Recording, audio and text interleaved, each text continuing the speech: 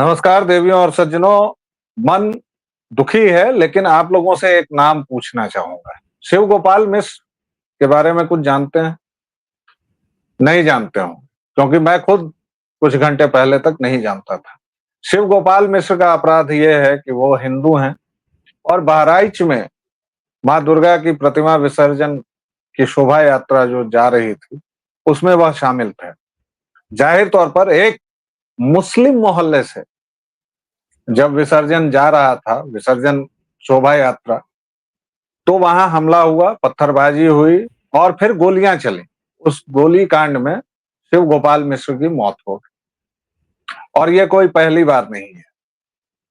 कोई आज ऐसा हिंदू त्योहार नहीं है जिस पर मुसलमान हमले नहीं करते हैं, चाहे वो हनुमान जयंती शोभा यात्रा हो, रामनवमी की शोभा यात्रा हो या कल तक चली दुर्गा पूजा हो। पंडालों में हमले, पत्थरबाजी, मूर्तियों को तोड़ना, धमकी देना। बांग्लादेश थोड़ी दूर है लेकिन पश्चिम बंगाल में हम सब ने देखा, हैदराबाद में हम सब ने देखा, बहराइच में देखा, सासाराम में देखा और रामनवमी के दौरान हम सब ने पूरे बिहार में देखा। ये एक पैटर्न है और हम सब कड़ी निंदा, आलोचना, प्रत्यालोचना और कुछ जो बहुत काबिल अति बौद्धिक हिंदू हैं वो कहेंगे कि मुस्लिम मोहल्ले से जाने की क्या जरूरत। भूल जाइए कि यह देश स्वाधीन है, भूल जाइए कि आप तथाकथित संविधान के दायरे में पलते हैं, क्योंकि यहाँ का एसपी खुद कहती है कि जुलूस मुस्लिम मोहल्ले से चल रहा था। ये मुस्लिम मोहल्ला क्या होता है सर या मैडम? और इतना ही नहीं, जब पुलिस उस इलाके में दबिश डालने जाती है तो उस पर भी पत्थरबाजी होती है। और ये सब उत्तर प्रदेश में हो रहा है जहां तथाकथित तौर पर लौह दंड चल रहा है, बुलडोजर बाबा है, वहां पर ये सब हो रहा है। और एक मौत नहीं हुई है, 3 को गोलियां लगी हैं, एक मौत हुई है और 2 अभी शायद जिंदगी और मौत के बीच में है। हमारे साथ हैं आनंद जी। हिंदू त्योहारों पर पत्थरबाजी, गोलीबारी, ये सब तो कोई नई बात नहीं है, लेकिन इस बार थोड़ा ज्यादा हो गया। क्यों? देखिए, यहाँ हम लोग को ये समझना होगा कि सिर्फ इंटेंसिटी बढ़ रही है। पहले प्रयोग करके देखा जाता है कि एक जगह या 2 जगह होगा तो क्या होगा, थोड़ा बड़ा होगा तो क्या होगा। जैसे हरियाणा में आपने देखा होगा कि एक पूरी यात्रा 2000 लोगों के करीब को पूरा घेर के पहाड़ों पर से गोलियां चलाई गई और काफ़ी समय तक पुलिस वगैरह, जब बाहर के दूसरे जिलों से भी पुलिस वहाँ पहुंची, तब पहाड़ों में से जो छुपे हुए गोली चलाने वाले थे, ऊंचाई से गोली चला रहे थे जो लोग, उन लोगों से निपटा जा सका और उसमें भी कोई पकड़ा गया हो, गिरफ्तार हुआ हो, ऐसा कुछ नहीं हुआ। वो जो असली अपराधी थे जिन्होंने किया वो भाग गए, गायब हो गए और शोभा यात्रा जो थी वो खत्म हो गई और सब लोग जो है वो भूल भी गए। तो ये इंटेंसिटी सिर्फ बढ़ती जा रही है आपके ऊपर और अंतर कुछ भी नहीं है। ऐसा नहीं है कि ये पहली बार हुआ है या अंतिम बार हुआ है। और इससे आप अनुमान लगा लीजिए कि जो लोग कह रहे होते हैं कि भई मुगलों का इतने साल शासन था, अगर वो चाहते तो एक भी पूजा नहीं होने, तो क्या करते होंगे वो और कैसे उस दौर में पूजाएँ इत्यादि जो है वो हिंदुओं ने जारी रखी होंगी, कितने संघर्षों से, उसका आप अनुमान लगा लीजिए। क्योंकि जब मोबाइल, कैमरा, टीवी वगैरह के दौर में अभी ये स्थिति है, तो उस दौर में, जिस दौर का इतिहास आपको बहुत ज़्यादा सेकुलर बना के पढ़ाया जाता है, वामपंथी उस पे हमेशा कहते हैं कि नहीं, नहीं आप सच्चाई बता देंगे तो इससे तो नफ़रत फैल जाएगी। तो उस दौर में क्या होता है इसका आप अनुमान लगा सकते हैं। यहाँ पर बहराइच महत्वपूर्ण हो जाता है। बहराइच महत्वपूर्ण क्यों हो जाता है? क्योंकि हाल के दौर में आपने शायद राजा सुहेलदेव राजभर का नाम सुन लिया होगा। काफ़ी पहले जब हमने सोशल मीडिया पर इनके बारे में लिखा था तो कई लोगों के लिए ये बिल्कुल नई इन्फॉर्मेशन थी। नई इन्फॉर्मेशन क्यों थी? तो नई इन्फॉर्मेशन इसलिए थी क्योंकि राजा सुहेलदेव राजभर का नाम ले लेना जो होता है ना, वो कई एक साथ एक साथ कई जो नैरेटिव के जो लेयर्स हैं, उनको तोड़ देता है। जो सबसे पहला लेयर ये तोड़ता है, वो होता है कास्टिज़्म का, यानी कि जिसमें कहा जाता है कि क्षत्रिय राजा होते थे और लोगों का तो शोषण हो रहा होता था। तो राजा सुहेलदेव राजभर जो थे, वो पासी कम्युनिटी से आते थे या राजभर कम्युनिटी से आते थे, ऐसा माना जाता है। तो तकनीकी रूप से क्षत्रिय होते थे या नहीं होते थे, इस पर एक बहुत बड़ा सवाल खड़ा हो जाता है। तो राजभर समुदाय जो था, उनके साथ जो और राजा आए थे, करीब 13 राजाओं का उन्होंने एक समूह संगठन बनाया और उसके साथ वो मुकाबला करने के लिए निकले थे। और जिससे मुकाबला करने वो निकले थे वो महमूद गजनी का भांजा था। महमूद गजनी के हमले के करीब 50 वर्ष बाद उसने भारत पर हमला किया था और उससे निपटने के लिए राजा सुहेलदेव राजभर ने अपनी जो राजाओं का एक संगठन बनाया था वो बनाया था। तो एक पहले तो भाई ये नैरेटिव टूटता है कि पासी और बाकी कम्युनिटीज के राजा होते नहीं थे, तो इनके साथ जितने राजा थे वो सब के सब आपको पासी और ऐसी कम्युनिटीज के दिखेंगे, ऐसे समुदायों के दिखेंगे। इसलिए राजा सुहेलदेव का नाम जो होता है वो आते ही पहला नैरेटिव ये ध्वस्त होता है। दूसरा जो नैरेटिव ध्वस्त होता है वो ये होता है कि अभी तक आप भारत में 3 कैटेगरीज जानते हैं, जनरल, एससी और एससी एसटी और ओबीसी। ये 3 कैटेगरीज होती हैं। एक जो चौथी कैटेगरी होती है जिसे पुराने ज़माने में क्रिमिनल कास्ट कहा जाता था, और क्रिमिनल कास्ट से जब अंग्रेज़ों का जब दौर चला गया, भारत जब स्वतंत्र हुआ, तो क्रिमिनल कास्ट से इन लोगों को डी नोटिफाइड क्लास में डाला गया। अब ये डी नोटिफाइड क्लास क्या होता है? तो ये न तो जनरल होता है, न ओबीसी होता है, न एससी एसटी होता है। तो डी नोटिफाइड कास्ट से निकाल के मीना समुदाय जो था उसे कहीं ओबीसी में, कहीं एससी में, अलग अलग राज्यों में अलग अलग है, हर जगह एक जैसा भी नहीं है, तो वहां पे डाला गया। और ये जो राजभर कम्युनिटी होती है, ये राजभर कम्युनिटी जो है ये डी नोटिफाइड क्लास में ही रह गई। अभी तक ये न तो जनरल होते हैं, न ओबीसी होते हैं, न एससी एसटी होते हैं, इन तीनों में से कुछ भी नहीं होते, डी नोटिफाइड कास्ट में होते हैं। तो एक चौथी कैटेगरी भी है डी नोटिफाइड कास्ट की। और अंग्रेजों ने कैसे कानून बना करके एक पूरे पूरे समुदायों को, करीब करीब 200-250 समुदायों को उठा करके क्रिमिनल कास्ट घोषित कर दिया था, और कैसे ये अंग्रेजों से आया। जो कहा जा रहा होता है कि ब्राह्मणों ने जातिवाद बना दिया, वो जातिवाद नहीं आया, इस नैरेटिव को भी ध्वस्त कर देता है। तो इस वजह से भी बहराइच महत्वपूर्ण हो जाता है। बहराइच वो एरिया था जहां पर राजा सुहेलदेव राजभर की फौजें जो थी वो इस्लामिक आक्रमणकारियों से टकराई थी और उनको पूरी तरह खत्म कर दिया था। मुश्किल से 5-10 सिपाही भी इस्लामिक हमलावरों के नहीं थे जो कि वापस भाग पाए हों। तो इस वजह से बहराइच इंपॉर्टेंट होता है। और आज की तारीख में देखेंगे कि बहराइच की क्या स्थिति है। तो आज की तारीख में बहराइच में राजा सुहेलदेव राजभर का उतना जोर नहीं रह गया है। उल्टा उर्स जो होता है, जो एक गाजी के मारे जाने पर उसकी मज़ार पे लगता है, तो उर्स का एक बहुत बड़ा मेला लगता है। और जिस हमलावर ने भारत पर हमला किया था उसके लिए मज़ार बनाई हुई है, उस पर उसका मेला लगता है।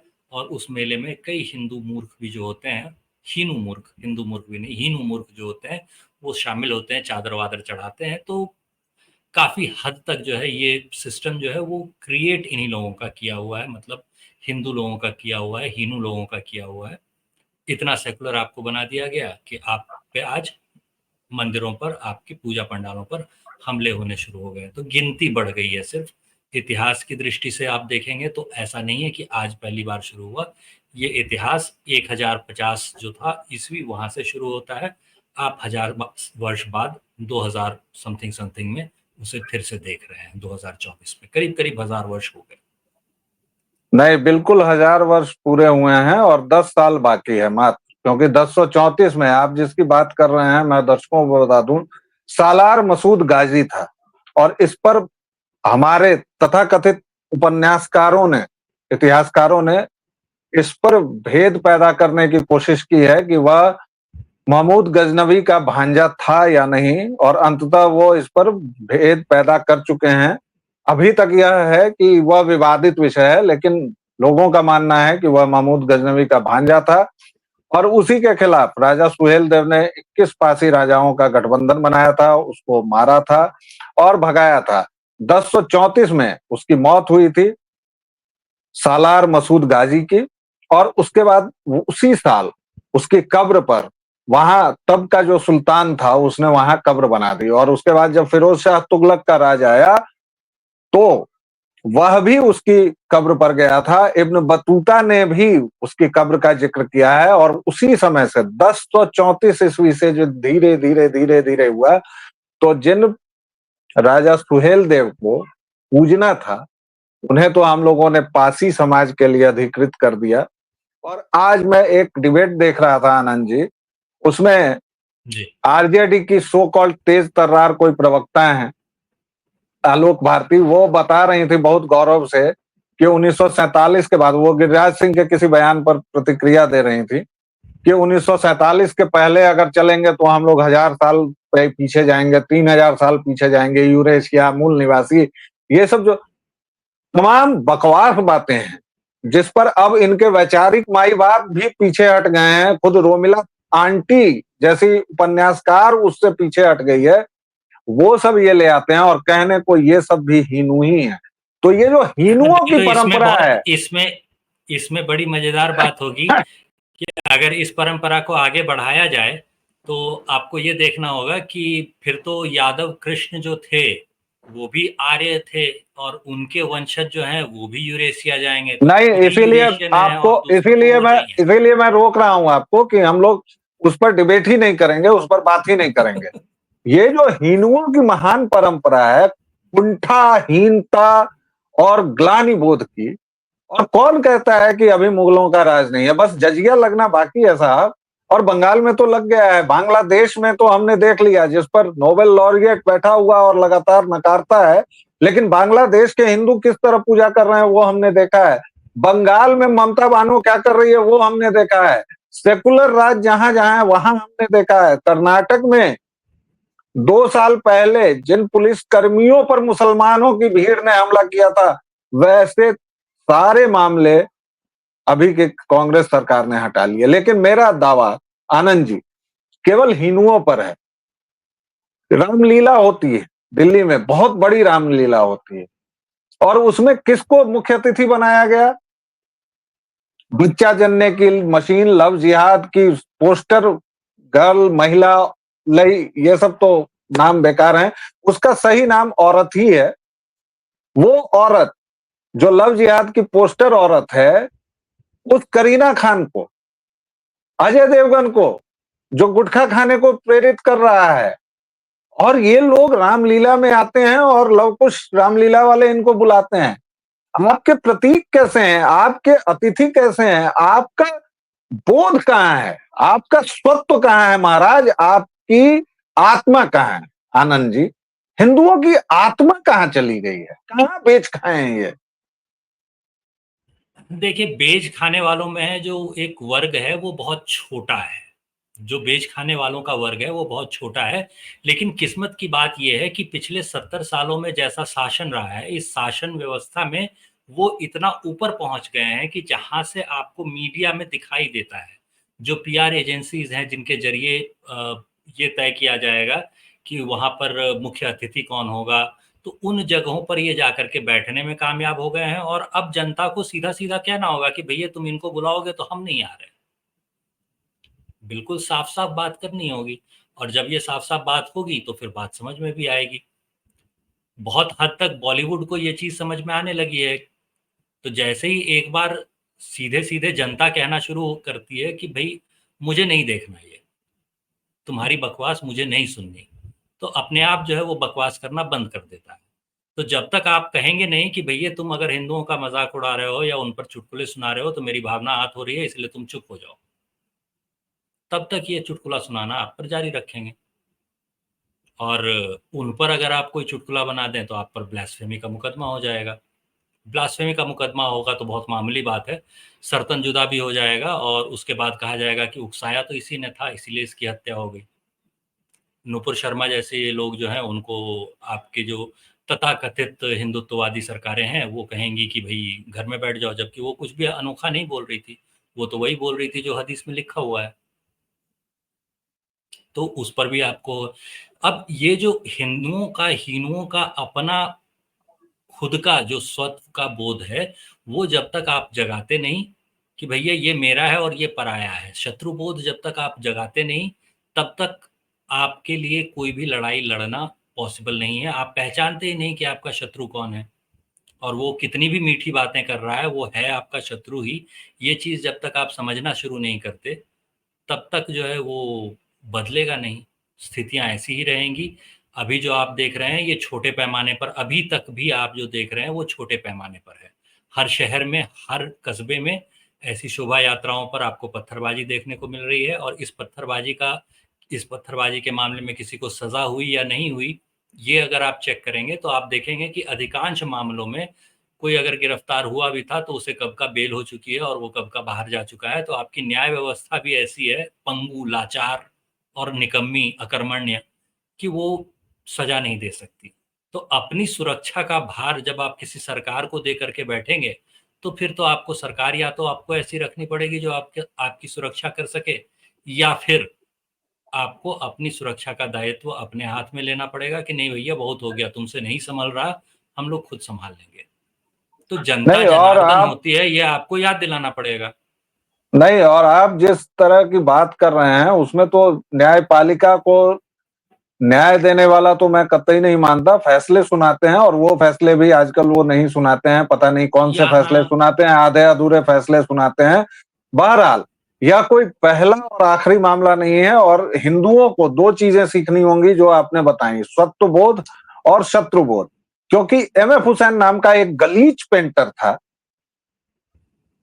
जो हिंदू देवी देवताओं की नग्न तस्वीरें बनाता था, और वो हरामखोर इस देश में कला का मेयार माना जाता है।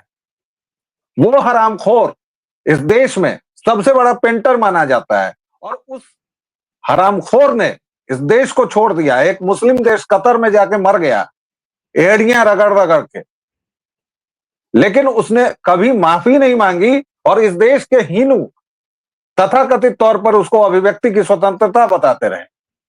इस देश का रजाकार अकबरुद्दीन है, जो बाकायदा हिंदू देवी देवताओं का अपमान करता है, कहता है कि इनके इतने हैं, इतने लाख हैं रे, ये सुना। और वह मुसलमानों की मजलिस में, इकट्ठा हुई मजलिस में, उस हरामखोर की इतनी औकात है कि वह बोलता है कि रे बाबा कितने, और मैं इस पाक मजलिस में उनका नाम नहीं लेना चाहता, लेकिन उस पर कोई जुबान दराजी नहीं होती है। और यति नरसिंहानंद ने क्या बोल दिया, अभी का मैं बता रहा हूं। नुपुर शर्मा तो आप 2 साल पहले की बात बोल रहे हैं। यति नरसिम्हानंद ने क्या बोला, और सबसे पहले हिंदू कूद गए, गलत कहा। या जो हिंदू सो कॉल्ड कहे कि नहीं भाई इसकी भी अभी, वो भी कह रहे हैं मान लीजिए गलत बोला। क्यों गलत बोला भाई? जाकिर नाइक वही बोल रहा है। क्या किसी पाकिस्तानी ने कहा कि वो गलत बोल रहा है? और जाकिर नाइक तो हदीस कोट करता है, कुरान कोट करता है, और उसने कौन सी ऐसी बात कही है? उसका सर्तन से जुदा क्यों नहीं हो रहा है? और उस पर तो बात भी नहीं हो रही है। लेकिन ये हिंदुओं को कौन सी बीमारी है भाई? और हिंदुओं जान लो, तुम्हारी ये जो सेकुलरिज्म की, पवित्रता की और घटियापन की बीमारी रहेगी ना, कटोगे और कटोगे। तुम बंटो या न बंटो, क्योंकि बंटे तो हुए ही हो तुम खंड खंड में। फिलहाल इतना ही। आनंद जी बहुत बहुत धन्यवाद। आपको मैं कट शॉर्ट कर रहा हूं, लेकिन समय की सीमा है, इसलिए फिलहाल इतना ही।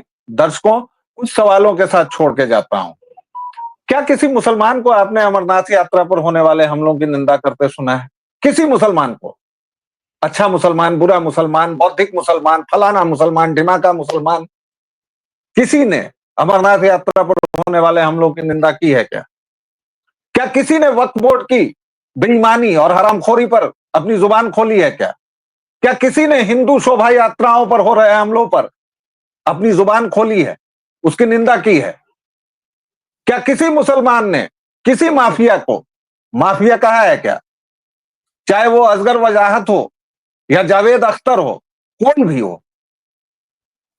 हिंदुओं को बीमारी है। करीना खान को आप बुलाएंगे रामलीला में, अजय देवगन को बुलाएंगे, कनाडा कुमार को बुलाएंगे, आपको शर्म नहीं आती? शर्म एक धज्जी नहीं छू कर गई है आपको? सोचिएगा, और केवल सोचिएगा, क्योंकि आपके पास, आपके पूर्वज, ज्यादा दिनों की बात नहीं है, 70 साल पहले कराची, क्वेटा, लाहौर, हर एक जगह दशहरा मनता, हर एक जगह रावण दहन होता था, मिट गए।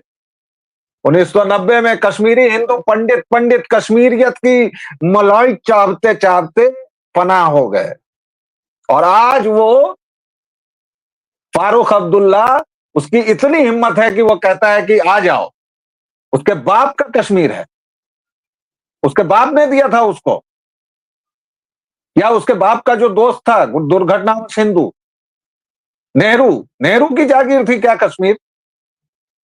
क्यों वहां ये ऐसा हुआ है? क्योंकि वो कश्मीरी पंडित थे, कश्मीरियत की मलाई चाव रहे। और आज का बंगाली भी वही कर रहा है, आज का कर्नाटक वाला भी वही कर रहा है। तो बने रहो, और जिस दिन जजिया लागू होगा और जब वो मारते हैं तुमको, तो ये नहीं पूछते कि तुम कर्नाटक के हो कि तमिलनाडु के हो, वो केवल ये देखते हैं कि तुम हीनू हो कि नहीं। इन सवालों के साथ छोड़कर जा रहा हूं। जय सिया राम। जय श्री राम।